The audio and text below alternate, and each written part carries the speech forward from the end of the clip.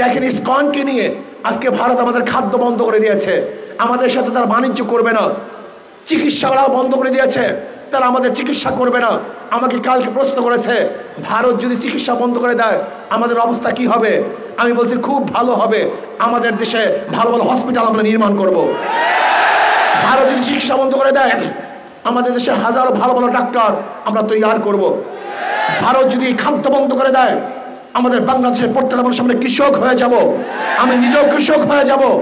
বাংলাদেশের 1 ইঞ্চি মাটি খালি থাকবে না। ফারুকী সাহেবকে অন্তর্বর্তী সরকারের সদস্য কেন নেওয়া হয়েছে এই জাতি জানতে চায়। সব জায়গার থেকে এই বিতর্কিত সদস্যের ব্যাপারে আওয়াজ উঠলেও ফ্যাসিস্ট শেখ হাসিনার মতো ঘাড় তাড়াবাই করে এখনো সেই ফারুকীকে বিদায় দেওয়া হয় নাই, বরং সেখানেই রাখা হয়েছে। আমি বলবো এটা অন্তর্বর্তী সরকারের জন্য অকল্যাণ, এটা ঠিক কাজ করেন নেই। ইসলামী ছাত্র আন্দোলন বাংলাদেশ কেন্দ্রীয় কমিটি কর্তৃক আয়োজিত আজকে ছাত্র সম্মেলনের সম্মানিত সভাপতি, প্রধান অতিথি আমাদের সেরে তাজ ইসলামী আন্দোলন বাংলাদেশের সম্মানিত আমির হযরত পীর সাহেবুদ্দৌলা চরমনাই দামাত বরকাতুল্লাহ আলিয়া সহ সকল স্তরের ছাত্র ভাইয়ের আমার, ইসলামী ছাত্র আন্দোলন সাহাবাদের অনুসরণ, ইসলামী ছাত্র আন্দোলন রুহানিয়াত ও জেহাদের সমন্বিত প্রয়াস। ইসলামী ছাত্র আন্দোলন নিজেকে গড়ার ভিত্তিতে সমাজকে গড়তে চায়। ইসলামী ছাত্র আন্দোলন এদেশে ইসলাম হুকুমত কায়েম করতে চায়। ইসলামী ছাত্র আন্দোলন এই ভূখণ্ড রক্ষা করতে চায়। ইসলামী ছাত্র আন্দোলন বৈষম্য দূর করতে চায়। ইসলামী ছাত্র আন্দোলন প্রত্যেকটা মানুষের অধিকারকে ফিরিয়ে দিতে চায়। ইসলামী ছাত্র আন্দোলন সাম্য, মানবিক মর্যাদা, সামাজিক ন্যায় বিচার প্রতিষ্ঠিত করতে চায়। ইসলামী ছাত্র আন্দোলন যেই সমস্ত এতিম, মিসকিন, বিধবা, নিঃস্ব অবস্থা আছে তাদের পাশে দাঁড়াতে চায়। ইসলামী ছাত্র আন্দোলন বাংলাদেশ প্রত্যেকটা মাজলুম মানুষের পাশে থাকতে চায়। ইসলামী ছাত্র আন্দোলন নিজের বুকের তাজা রক্ত রাজপথে ঢেলে দিয়ে ইসলাম হুকুমত কায়েম করার ভিত্তিতে প্রত্যেকটা মানুষের অধিকারকে ফিরিয়ে দিতে চায়। আজকে বাংলাদেশে দেখেছেন সেই জুলাই আগস্টের বিপ্লবে ইসলামী ছাত্র আন্দোলনের ভূমিকা ছিল প্রশংসনীয় এবং চোখে পড়ার মতো। অন্যান্য ছাত্র সংগঠনগুলি তাদের নামে রাস্তায় নামতে পারে নাই। ইসলামী ছাত্র আন্দোলনের নামেই তারা রাস্তায় ঝাঁপিয়ে পড়েছিল। ইসলামী ছাত্র আন্দোলনের বহুত কর্মী শহীদ হয়েছেন, ইসলামী ছাত্র আন্দোলনের বহুত সদস্য আহত হয়েছেন। ইসলামী ছাত্র আন্দোলন তারা সাহসিকতার সাথে রাস্তায় ঝাঁপিয়ে পড়েছিলেন এই ভূখণ্ডকে রক্ষা করার জন্য, ইসলামী হুকুমত কায়েম করার জন্য, প্রত্যেকটা মানুষের অধিকারকে ফিরিয়ে দেওয়ার জন্য।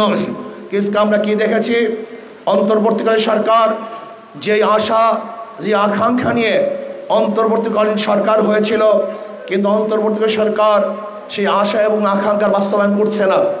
আজকে বিতর্কিত সদস্য নিয়ে পুরা সরকারকে প্রশ্নবিদ্ধ করেছে।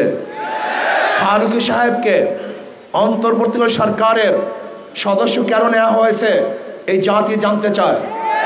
সব জায়গার থেকে এই বিতর্কিত সদস্যের ব্যাপারে আওয়াজ উঠলেও ফ্যাসিস্ট শেখ হাসিনার মতো ঘাড় তাড়াবাই করে এখনো সেই ফারুকীকে বিদায় দেওয়া হয় নাই, বরং সেখানেই রাখা হয়েছে।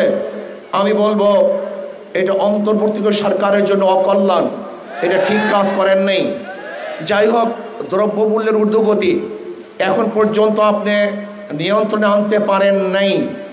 চাঁদা বেড়ে গেছে, আপনারা দেখেছেন এই পর্যন্ত প্রায় 500-র উপরে খুন হয়েছে, 4000-এর উপরে ধর্ষণ, ইফতিজিং, চুরি, ডাকাতির মামলা হয়েছে 4000-এর উপরে।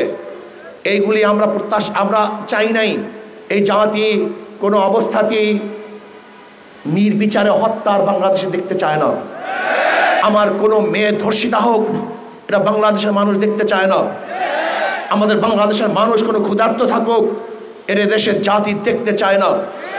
আমরা চাই ইনসাফ প্রতিষ্ঠিত হবে, প্রত্যেকটা মানুষের অধিকার তারা ফিরে পাবে। যেখানে থাকবে মুসলমানদের অধিকার, যেখানে থাকবে হিন্দুদের অধিকার, যেখানে থাকবে খ্রিস্টানদের অধিকার, যেখানে থাকবে মহিলাদের অধিকার, যেখানে থাকবে প্রত্যেকটা জেলে তাঁতি কুমার ঋষি চামার প্রত্যেকটা মানুষের অধিকার যেখানে বাস্তবায়ন হবে, সেই রাষ্ট্র আমরা দেখতে চাই। আজকে ভারতকে বলবো, আপনি উস্কানি দিচ্ছেন, পায়ে পাড়া দিয়ে আমাদের সাথে যুদ্ধ করতে চান। আজকে ভারতের একদল দালালরা আমাদের দেশকে অস্থিতিশীল করার চক্রান্ত করতেছে। আমি বলবো ইসকন এটা হিন্দুদের কোনো সংগঠন নয়, এটা সন্ত্রাসীদের সংগঠন, এটা টেররিস্টদের সংগঠন। এরা সন্ত্রাসবাদ কায়েম করতে চায়, এদেশকে ধ্বংস করতে চায়, এই ভূখণ্ডকে ধ্বংস করতে চায়। আমি অন্তর্বর্তী সরকারকে বলবো ইসকনকে নিষিদ্ধ করুন, অল্প সময়ের মধ্যে ইসকনকে নিষিদ্ধ করুন। আর ভারতকে বলবো, আপনি আমাদের সাথে যে যুদ্ধ করতে চান, ভারত কোনোদিনই আমাদের সাথে বন্ধুত্ব পরিচয় দিতে পারে নাই। ভারত সে দেশের সংখ্যালঘুদের উপরে ভালো ব্যবহার করতে পারে নাই, তাদের সাথে ভালো আচরণ করতে পারে নাই, তাদের সাথে বৈষম্য দূর করতে পারে নাই। আপনারা শুনেছেন ভারতের মধ্যে বাবরি মসজিদকে ভেঙে দেওয়া হয়েছিল, জ্ঞান পাবি মসজিদকে, সেখানে মন্দির বানাবার চক্রান্ত চলতেছে। ভারতের মধ্যে গরুর গোশত বহন করার অজুহাতে বহু মুসলিমদেরকে হত্যা করা হয়েছে। আপনারা দেখেছেন কর্ণাটকে আমার বোন বোরখা পরে কলেজে যাওয়ার কারণে তাকে অপমান করা হয়েছে। আপনারা দেখেছেন হাজারো বোনদেরকে ভারতে ধর্ষণ করা হয়েছে। যেখানে সংখ্যালঘুরা ভারতের মধ্যে পার্সেন্টেজ অনুযায়ী এখনো চাকরি পাচ্ছে না, যেখানে মুসলমানদের পার্সেন্টেজ 25-30-এর উপরে, সেখানে চাকরির হার মাত্র 1%। অথচ বাংলাদেশের সংখ্যালঘুদের হার কত আর চাকরির হার কত আপনি জানেন? 37% আজকে সংখ্যালঘুদের চাকরি, 37%। আমাদের মুসলমানদের চেয়েও তাদের চাকরির পার্সেন্টেজ অনেক বেশি। এরপর আমরা বৈষম্য করছি, অথচ যে ভারতের মধ্যে ধর্মীয় অনুষ্ঠান পালন করতে দেয় না, যে ভারতের মধ্যে ধর্মীয় মসজিদগুলিকে ধ্বংস করা হচ্ছে, যেই ভারতের মধ্যে বারবার হিন্দু মুসলিম দাঙ্গা সৃষ্টি করার জন্য উগ্রবাদীরা চক্রান্ত করছে, যেই ভারত আমাদের সাথে 71-এ বৈষম্য করেছে, 71-এর স্বাধীনতার পরে 30,000 কোটি টাকার সম্পত্তি ভারত লুট করেছে। আপনি কি জানেন 71-এ এই ভারত আমাদের বাংলাদেশ থেকে বাথরুমের ভালো ভালো টেপগুলি নিয়ে গেছে, বাথরুমের ভেসিনগুলি নিয়ে গেছে, যেই ঘরের মধ্যে ভালো আলমারি ছিল সেই আলমিরাগুলো পর্যন্ত ভারত নিয়ে গেছে। আপনারা জানেন ভালো গাড়িগুলি ভারত আমাদের থেকে চুরি করে ভারতই নিয়ে গেছে। আমাদের দেশের হাজার অস্ত্র ভারত ডাকাতি করে নিয়ে গেছে। ভারত আমাদের সাথে আজ পর্যন্ত ভালো বন্ধুত্ব পরিচয় দিতে পারে নাই। 25 সালা গোলামী চুক্তির মাধ্যমে ভারত আমাদেরকে গোলাম বানিয়েছে। ভারত ফরাক্কাবাদে বাদ দিয়ে আমাদেরকে মরুভূমিতে পরিণত করেছে, আমাদেরকে না খেয়ে মারার চক্রান্ত ভারত করেছে। আজ পর্যন্ত নদীগুলো 54 নদীর আজ পর্যন্ত পানির সমাধান ভারত করতে পারে নাই। দেখেন ইসকনকে নিয়ে আজকে ভারত আমাদের খাদ্য বন্ধ করে দিয়েছে, আমাদের সাথে তারা বাণিজ্য করবে না, চিকিৎসাও বন্ধ করে দিয়েছে, তারা আমাদের চিকিৎসা করবে না। আমাকে কালকে প্রশ্ন করেছে ভারত যদি চিকিৎসা বন্ধ করে দেয় আমাদের অবস্থা কি হবে? আমি বলছি খুব ভালো হবে, আমাদের দেশে ভালো ভালো হসপিটাল আমরা নির্মাণ করব। ভারত যদি চিকিৎসা বন্ধ করে দেয় আমাদের দেশে হাজারো ভালো ভালো ডাক্তার আমরা তৈরি করব।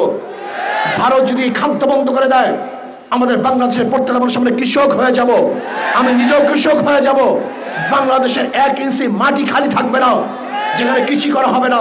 ভারত যদি আমাদের পানি বন্ধ করে দেয় তাহলে আমরা তাদের সাথে যুদ্ধ করে আমাদের ন্যায্য অধিকার আমরা আদায় করব। ভারত আমাদের সাথে যুদ্ধ করতে চায়, আমি বলবো থোড়াই কি আর করি ভারতকে। ভারত আমাদের সাথে যুদ্ধ কোনোদিন করবে না। যদি যুদ্ধ করার দুঃসাহস দেখায় তাহলে ভারতের কালো হাতকে ভেঙে দেব। যদি ভারত আমাদের সাথে যুদ্ধ করতে চায় তাহলে বাংলাদেশের প্রত্যেকটা নাগরিক তারা ঐক্যবদ্ধ হয়ে ভারতকে এমন শিক্ষা দিবে, এমন পরাস্ত করবে, তাদেরকে এমন ভাবে পরাজিত করবে যে পরাজিত ভারত কোনোদিন দেখে নাই, দেখবে না ইনশাআল্লাহ। আমি বলবো ভারতকে, আপনি উস্কানি দিচ্ছেন। আপনার লোকজন আমাদের উপ হাই কমিশনের আক্রমণ করেছে, আক্রমণ করছে হাই কমিশনে নয়, বরং আমি বলবো বাংলাদেশে আক্রমণ করেছে। ভারত আমাদের পতাকাকে অপমান করেছে। আমি বলবো ভারতে বাংলাদেশের পতাকা অপমান হয় নাই, গোটা বাংলাদেশ অপমান করেছে। ভারতে আমাদের উপ হাই কমিশনের মানুষদেরকে আক্রমণ করেছে, অ্যাসাল্ট করেছে। আমি বলবো সে আমাদের উপ কমিশনের মানুষদেরকে আক্রমণ করে নাই, বাংলাদেশের প্রত্যেকটা মানুষের উপর আক্রমণ করেছে। তারা প্রত্যেকটা মানুষকে আঘাত করেছে। আমি ভারতকে স্পষ্ট ভাষায় বলতে চাই, আপনার যদি দুঃসাহস থাকে আপনি যুদ্ধ শুরু করুন। আমরা আগে করতে চাই না, আমরা আগে লড়াই করতে চাই না। আমরা চাই পার্শ্ববর্তী প্রত্যেকটা কান্ট্রির সাথে ভালো ব্যবহার করতে, ভালো সম্পর্ক রাখতে। কিন্তু কেউ যদি আমাদের আঙ্গুল তুলে, ওই আঙ্গুল হাতে রাখা হবে না। কেউ যদি আমাদের চক্ষু তুলে, ওই চক্ষু শরীরের মধ্যে থাকবে না। কেউ যদি আমাদের সাথে লড়তে আসে, ওই পাউকে ভেঙে দেব ইনশাআল্লাহ। আমরা ভয় পাই না, বাংলাদেশের মানুষ কোনোদিন ভয় পায় নাই, কোনোদিন তারা পিছনে হটে নাই, হটবে না, বুক পাতবে, পিঠ দেখাবে না, রাজপথে রক্ত ঢেলে দিবে, কিন্তু কোনো অবস্থাতেই মাথা নত করবে না। বাঘ 1000 বছর না খেয়ে থাকলেও ঘাস খায় না। বাংলাদেশের মানুষ উপবাস থাকলেও, ক্ষুধার্ত থাকলেও কাউর কাছে মাথা নত করে না। আমরা বাদশার জাত, বাঘের জাত, আমাদের ইতিহাস আছে। আমরা জীবন বা লড়াই করে এই বাংলাদেশকে রক্ষা করেছি, এখনো করব, ভবিষ্যতেও করব। তো ইয়ার থাকুন, ভারতের যে কোনো আগ্রাসী হামলার থেকে আমরা ইনশাআল্লাহ অবশ্যই তাদেরকে প্রতিহত করব, বাধা দেব, এদেশকে স্বাধীন রাখব ইনশাআল্লাহ। আজকে হোক কালকে হোক ইসলাম হুকুমাত কায়েম করব।